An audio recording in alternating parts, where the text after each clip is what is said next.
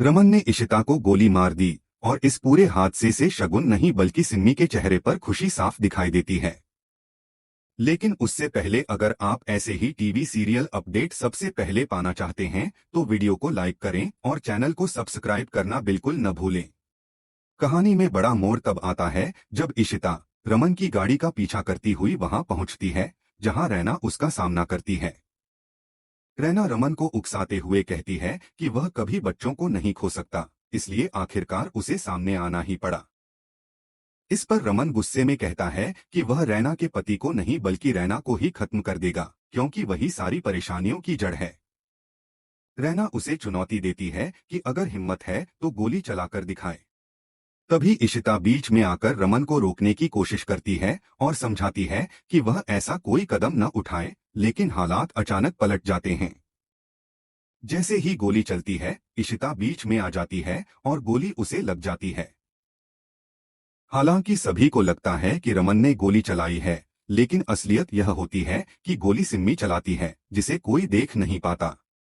रमन सदमे में डूब जाता है और उसे लगता है कि उसी की वजह से इशिता की जान चली जाएगी।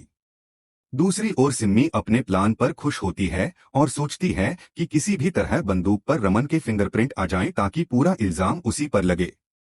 इधर रमन इशिता का खून रोकने की पूरी कोशिश करता है और उसे बचाने के लिए हर संभव प्रयास करता है, जबकि सिम्मी चालाकी से सबूतों के साथ छेड़छाड़ करने में लगी रहती है।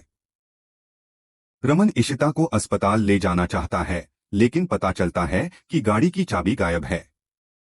दरअसल सिम्मी ही चाबी लेकर वहां से निकल चुकी होती है ताकि इशिता को समय पर इलाज न मिल सके। इसी बीच आदि बार बार इशिता को फोन करता है, लेकिन कोई जवाब नहीं मिलता।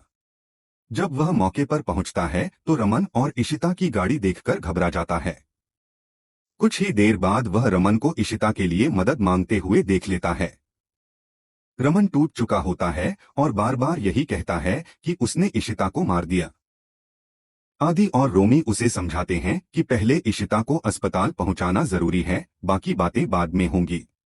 उधर घर में सभी लोग परेशान हैं। अय्यर परिवार और भल्ला परिवार दोनों को समझ नहीं आता कि आखिर क्या हो गया। सिम्मी सबके सामने चिंता जताने का नाटक करती है, जबकि अंदर ही अंदर अपने प्लान की सफलता पर खुश होती है। आलिया को जैसे ही पता चलता है कि इशिता अस्पताल में है, उसके पैरों तले जमीन खिसक जाती है।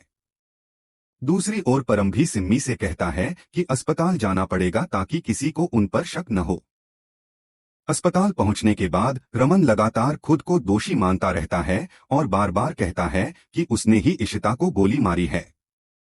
संतोषी उसे समझाती हैं कि उनका बेटा ऐसा कभी नहीं कर सकता, लेकिन रमन अपनी ही बात दोहराता रहता है।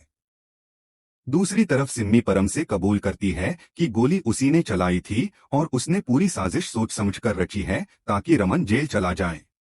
परम उससे पूछता है कि क्या उसे यकीन है किसी ने उसे देखा नहीं, तो सिम्मी पूरे विश्वास के साथ मना कर देती है। इंस्पेक्टर अस्पताल पहुंचते हैं तो रमन खुद अपना जुर्म कबूल कर लेता है और कहता है कि उसे गिरफ्तार कर लिया जाए।